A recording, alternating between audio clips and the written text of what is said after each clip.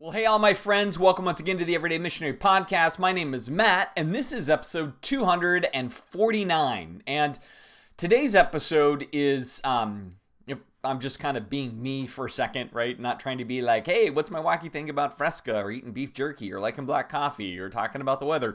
Like, if I just stop for a minute, I want to be clear from the outset of this particular episode that much of what I'm going to be talking about today, two things. One, I do it with a level of heavy heart.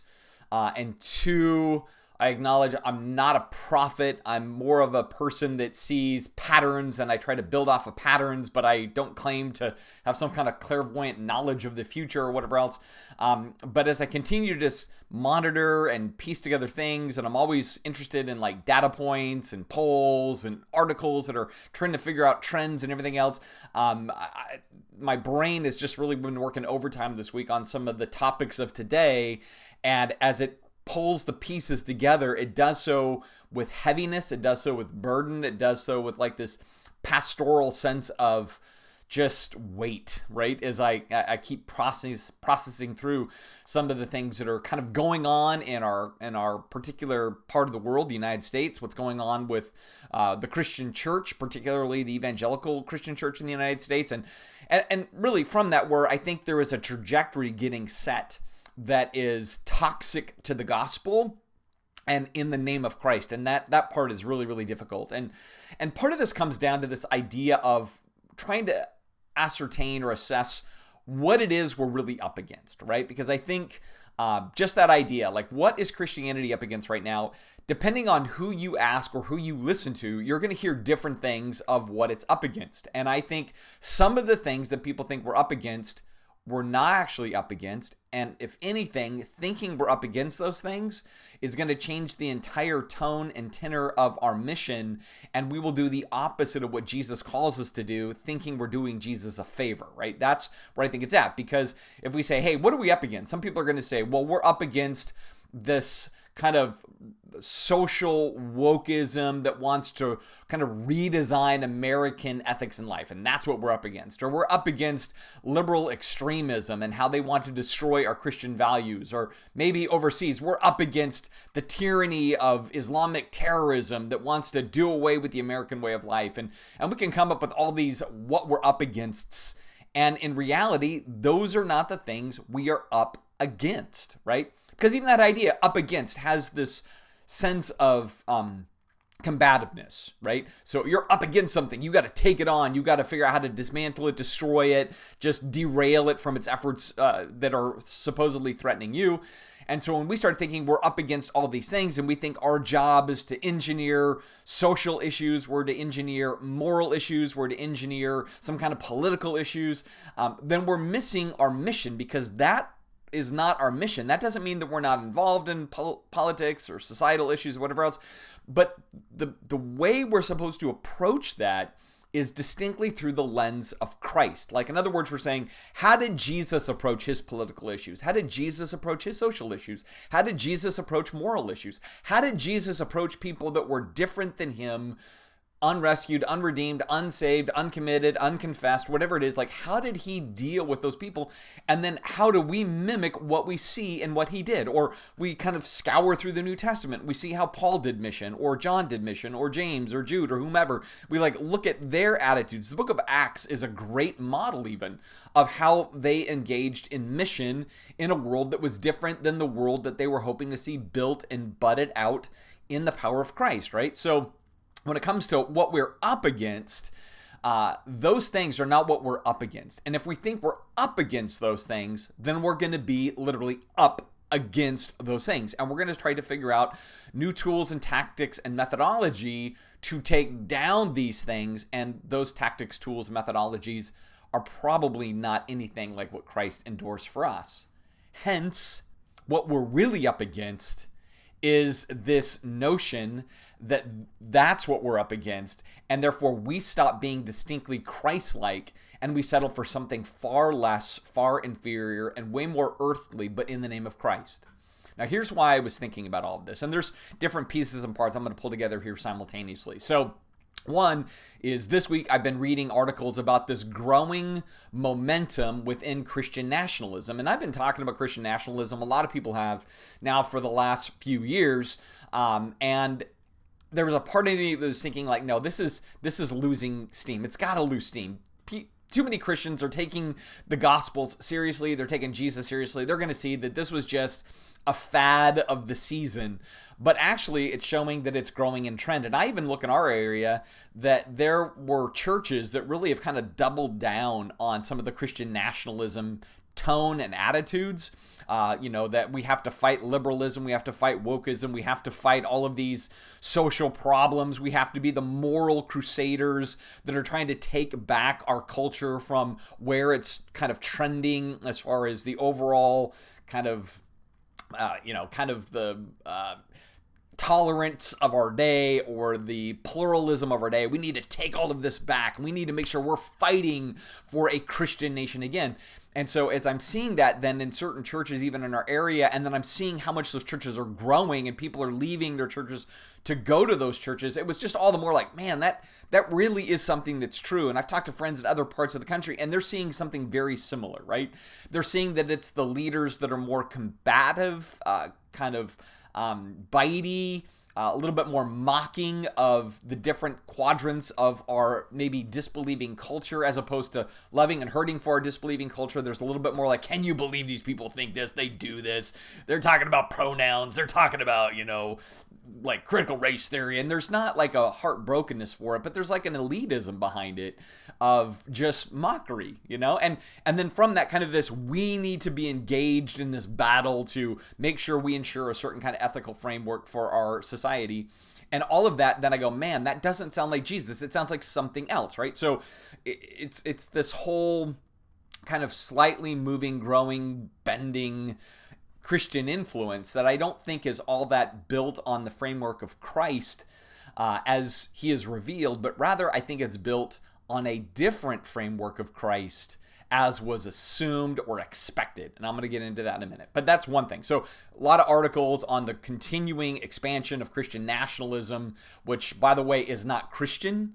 It might be nationalism. I think it's totally nationalism. But I want to be really clear. Christian nationalism is anything but Christian. It is fueled by the doctrines of demons, in my opinion, right? I look at 1 Timothy chapter 4, and Paul talks about the doctrines of demons and how really at the core of that doctrine of demons is rule-making and rule-keeping to keep people kind of in line. And I go, that's what Christian nationalism is looking like to me more than anything else. So that's one thing. Set that to the side. Second thing, pull it into the middle now. I was just reading an article on Generation Z. And my kids are all Generation Z, so I'm always fascinated by that age bracket and everything else. And Gen Z is the first generation, since we've been kind of tracking this data, where it's the males that are more religiously committed than the females. So typically, like I go back to most of my life in church that I can recall, it was always, you would see like a woman would come to church, but her husband wouldn't come to church. And you would see more, on average, women who would be there than men would be there. And there was always this sense of religion is a little bit more, maybe it's touchy-feely, maybe it's just more spiritualized, maybe there's just a different commitment between men and women when it comes to expressions of organized religion. And so it was always that women kind of outpaced the men in engagement. But with Gen Z, it's flipped. It's flipped in such a way that now increasingly women are not interested in organized religion, but men are. And then in looking at this more, I think about some data that's come out in the last couple of years. It was by Gallup and by, I think it was Pew, and even some others did this, showing the growth in evangelicalism, in particular, coming from those who actually didn't go to church and still don't go to church, but are identifying with it for political motivations. In particular, this idea of kind of nationalism. So you have perhaps, and again, this is just me speculating, so I'm just trying to put the pieces together, and so I acknowledge that right up front. This is a hypothesis. This is not a prophetic fact, anything like that, right? But what you may in fact be seeing then is more influx into evangelical Christianity, not on the merits of this sacrificial, crucified, resurrected Christ who says, go and love your neighbor and love your enemy, but rather this identifying with a type of nationalism where younger men are going to be more attracted to that than younger women, specifically because it's this kind of crusade-ish, we're going to stick it to the man. We're going to stand up and we're going to fight. We're not going to tolerate this crap anymore. And that can be attractive to young men. Like, get out of our culture for a minute. I mean, one of the things we've talked about for decades when it comes to even some of the issues in the Muslim world, and why does it seem that terrorist networks can rally young men to their cause? Well, this is kind of like a hint of that same idea. There's like this militancy, this brotherhood, this sense of you're important in this equation. You're smarter than those other people if you join up with us. And so there's a brotherhood that forms. And in the same way, as I listen to some of the Christian nationalist speakers, it reminds me of that same tone, right? Come and fight for the cause. Put on the full armor of God. We follow a warrior God. Look what he did in the Old Testament as he decimated, destroyed, and just doled out destruction on everybody who was against God. And so you have all these pieces then coming together. And from that, I can't help but look and go, yeah, this is the real threat against Christianity maybe in our particular time right now. But tensions are high. The nation is incredibly divided. I was just even reading an article this morning that was talking about the idea that the states are now trying to become nations within themselves, just kind of in disposition and tone and legislation. Like, it is like we're going to create a little country as a state because, again, we so are put off by the other side of whatever the thing is. And that's true for both blue and red states. Like, there's just kind of a doubling down on, we don't want you, we don't need you, we don't like you, we're going to move away from you so we don't have to deal with you, live by you, be friends with you, be neighborly to you. And all of this, that stuff is the greatest threat to Christianity. That's the greatest threat to our mission when we think our mission is to be the referees and the keepers and the fighters of morality or a certain way of life or a certain set of creeds or ideas that come out of secularism, not out of Scripture and the ministry of Jesus. And I think Christians are uniquely poised to fall into that trap. And so what I think the danger is then to us as everyday missionaries right now, what the danger is to us as conservative evangelical Christians, is that we don't want Jesus. We want Christ. And that already sounds problematic, doesn't it? So let me track this out for a minute. So you go back to the kind of the first century climate. Jesus arrives on the scene, and Jesus is the Messiah. He is the true Christ. But the problem that everybody tended to have with Jesus is that he did not match what they wanted in a messianic chosen one Christ. They wanted a warrior Christ who would set up a national identity, would wipe out their enemies or at least subdue their enemies, and from that they, as followers of Christ, would rule and reign with this messianic Christ with a rod of iron, with a sword of power, right? So they wanted this combative Christ. They longed for that. They expected that that's what he was going to be. And it's very understandable. I just finished the Gospel of Luke, and we talked all about that when you look at the Old Testament, it very much looked like the Messiah was going to be this kind of conquering king. That's what he was going to do. And he was going to give you the world you envisioned against those who envisioned a different kind of world. That was the assumption. And then Jesus shows up, and he's an altogether different, upside down, backwards, scandalous Messiah. And he doesn't fight, he doesn't resist, he doesn't call us to bear arms, he doesn't call us to go ahead and, push back on the systems that be in an aggressive earthly way. Rather, he's like, okay, I want you to do this all so utterly different. That's the only way you'll actually really win over the world, is you will win over the world. You won't beat the world. You won't win against the battles of the world, but rather you will win them over in this compelling, gracious, loving, sacrificial way. That becomes the way of Jesus. And it's very clear throughout the Gospels. This is why I'm always so surprised when I see so many Christians kind of jettison the obvious of Jesus' message and embrace just a way more kind of corrupted, I'm going to pick and choose what I want and don't want, and if I sound caustic and bitey and rude, it doesn't matter, because that's what this is all about. It's about calling out sin for what sin is and standing up for what is righteous. And I go, man, that is both a broken understanding of sin and a broken understanding of righteousness.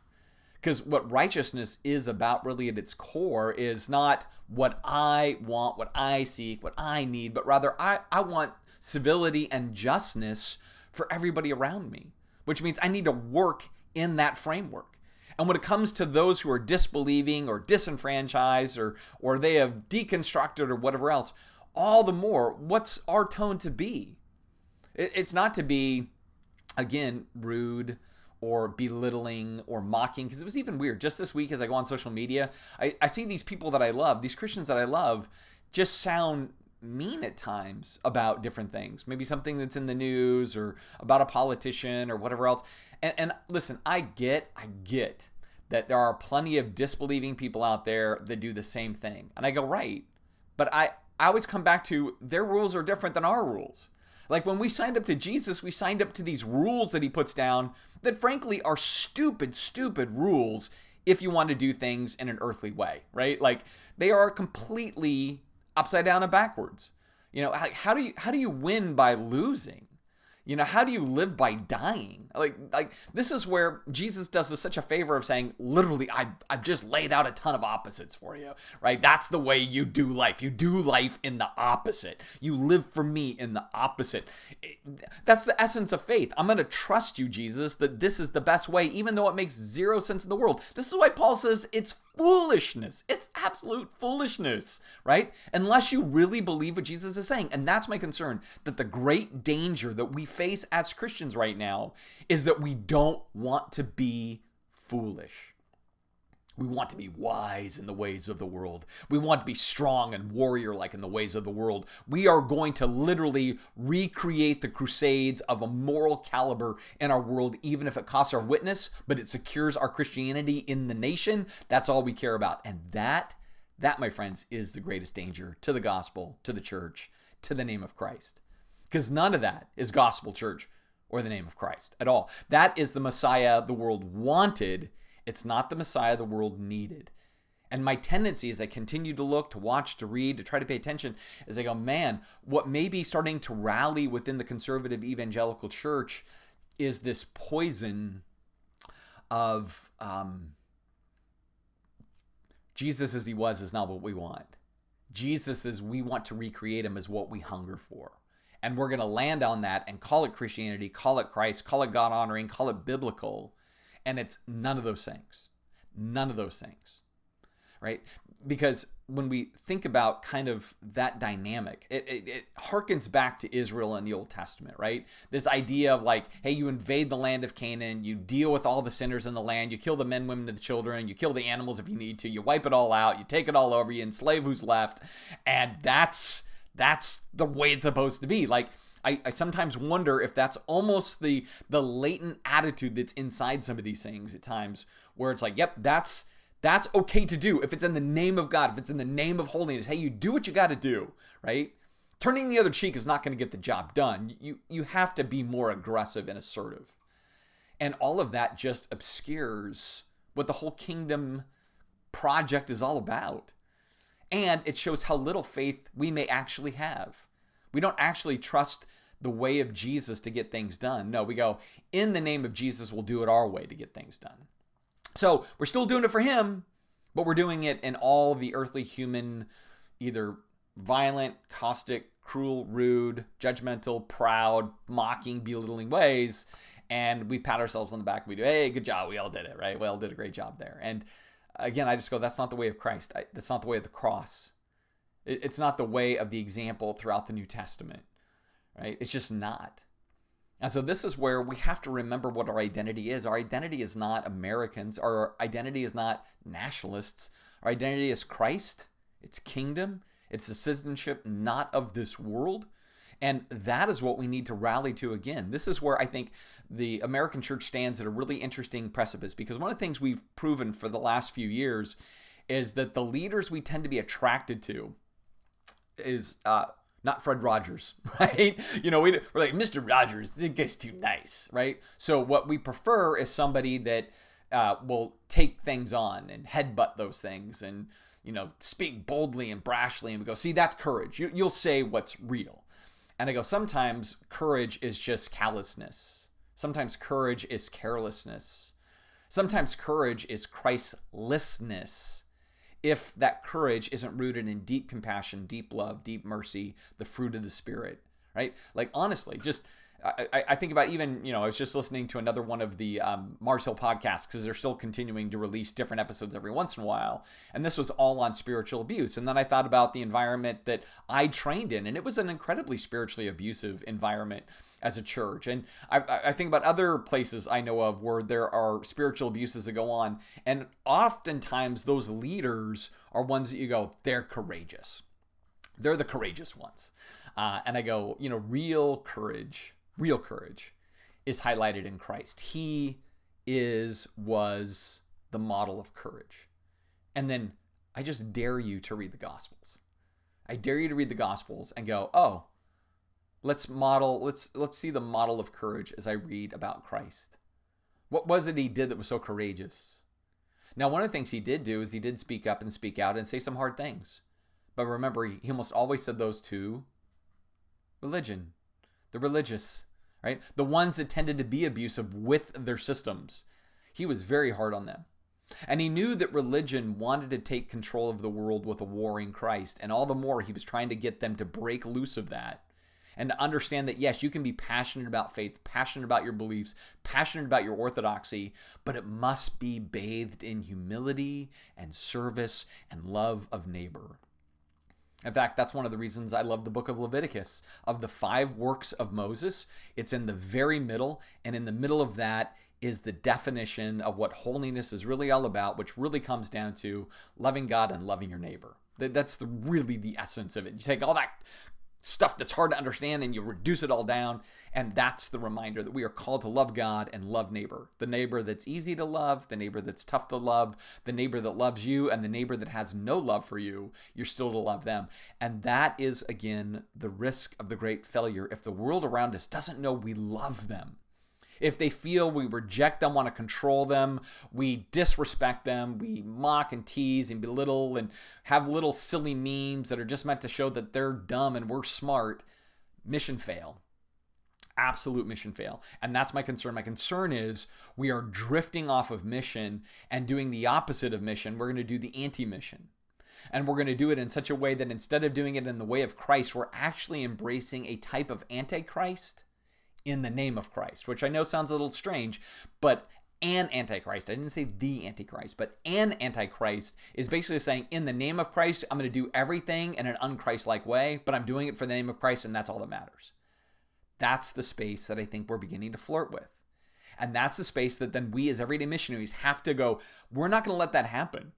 We're gonna make sure that we embody something different, that we let our person and our disposition and our approach to the world speak volumes to try to drown out the volume of this failed, broken, artificial Christian nationalistic thing that's beginning to more and more gain some power, more and more tantalize some ears, because I think there's a lot of itching ears out there. And a lot of times when we think about that passage out of Timothy, we go, itching ears are always people that want to be liberal in sin and they want to, be licentious, and they're looking for somebody to tell them they can go and do those things. And I go, and just as true, there are itching ears that say, that's right. Tell us we can fight. That's right. Tell us we can be crass. Tell us we can be rude. Tell us we can be belittling to disbelievers and deconstructeds, and tell us that we can be kind of like mean to the liberals and we can put them in their place. And that's right. Tell us that we can take things back. And that is also just as much rooted in our sins as anything else.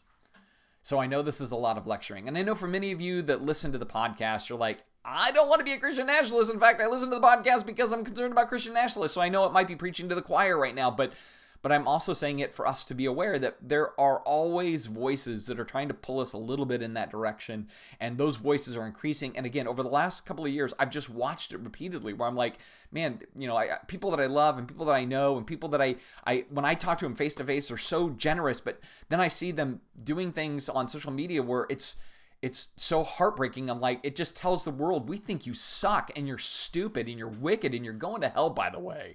And we're not going to put up with it in our society. And so we're going to make sure we shut you down or shut you up in any way possible, because that's what really matters. And again, that's just Christian nationalism. It's just trying to create a bunch of whitewashed tombs. And that's not what changes anything, right? And that's what we see in Jesus, right? What changes things is when people who look like Jesus reach out to other people, and those people see who Jesus really is, and there's transformation. And that transformation is, again, generous, gracious. Just go walk through the fruit of the Spirit again. Walk through the definition of love again. The way it plays itself out. Walk through the Sermon on the Mount again, and the Sermon on the Plain again. Like, all those things are just such kindergarten level things, but that's how it looks. But that's not how it looks right now. And that is my deepest concern pastorally. That the way it looks right now does not look like fruit of the Spirit stuff, does not look like the Sermon on the Mount, does not look like the definition of love. If it did, we would be the ones, and I say we collectively, you understand what I mean by this. I'm not trying to say every one of us is guilty of this. I'm sometimes guilty of what I'm talking about, though. That's true.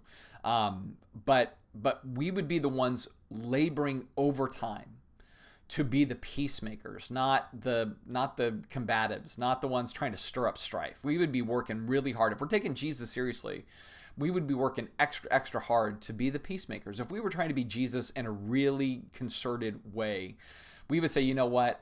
I'm going to lay myself down to mend fences with my neighbor. I'm going to lay myself down to make a relationship right with a family member. I'm going to lay myself down to reach out to this person that really hates my faith, and I want to show them a different kind of person. In the end, they may still hate me and hate my faith, but I've really worked hard to let them see Jesus in my life. Like, we'd be doing that. We'd be saying, I want to be near those who are different than me. I want to be around people who disagree with me. I want to be kind of in community with people that I can show Jesus to that may not be seeing Jesus in their community or seeing Jesus accurately in their community, or may even feel their community is judged and hated by those who follow Jesus, and I need to show something different. Because that continues to be the commonality, right? The divide between the believer and the disbeliever is growing. And while the believer should be pressing in and moving toward the opposite end of that divide, right? It's like if the Christian and disbeliever is like really fracturing away from each other, it should be the believer that's in pursuit. Loving, humble, not like bossy, pushy pursuit, but in pursuit. Instead, what we're doing is saying, I'm going to move away from you people. I don't want to be near you people. I want to be in my own little fishing pond where there are no fish, and I can fish forever for no fish, because at least I'll be with all the other fishermen, and that's way more fun. But that's not mission. That's not what this podcast is all about, right? Again, that's just Christian nationalism. Christian nationalism is we all are together and we all agree, and if you don't agree, please go away, or we'll shut you down. That's what it would want. But that's not what Jesus wants. Jesus wants something from us that is different. To be like him, think like him, do like him, love like him, and reach out to the world around us just like him. And the way he did it, please, don't listen to me, go back and read the Gospels. Just go back and read the Gospels, how he did it, right? Take notes on how he did it. And I believe if we can do that, we can reclaim some of these things that are getting lost. I think we can deal with the great threat against the gospel in the church. I think right now, perhaps Christianity may be the greatest threat to the gospel in the church right now if we don't turn the tide. I think we have time. I think it's early in a lot of ways. But there's a growing momentum and a growing steam on this, and a growing sense of like anger among Christians toward our world, and a sense of we're under threat from our world, and that's turning us into jaded, cynical, or kind of defensive personalities. And that's when the gospel dies, right? When our posture to the world is that, then the gospel doesn't go forth as it should, right? The mission of Jesus is abandoned for our own fight or flight tendencies. And that's tragic.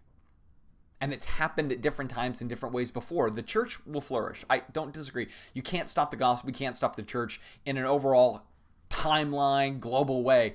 But you can have regions and seasons that's exactly what happens. That can happen. And there are certainly places when we look at Christian history where Christians did this exact same thing. They didn't want to be like Jesus. They wanted Christian nationalism. They didn't want to go ahead and be the servants of culture. They wanted to be the controllers of culture. And it was always bad. It was never good. And we're moving in that direction a little bit right now too in our society. And that's why we want to do it different, because we understand the cost is great to live like Jesus, but it's the only thing that changes things. And so we got to roll up the sleeves. We got to submit our person. We've got to calm our hearts in the spirit. We need to lean hard into the upside down and backwards ways of Jesus. We need to embrace Jesus as he really was, not wish Jesus was this warring Messiah that everybody wanted him to be. And then in that, we remember that that's what we do as well. We follow his example of the one who gave himself for us. Therefore, we give ourselves away for others, because that's the business of the everyday missionary.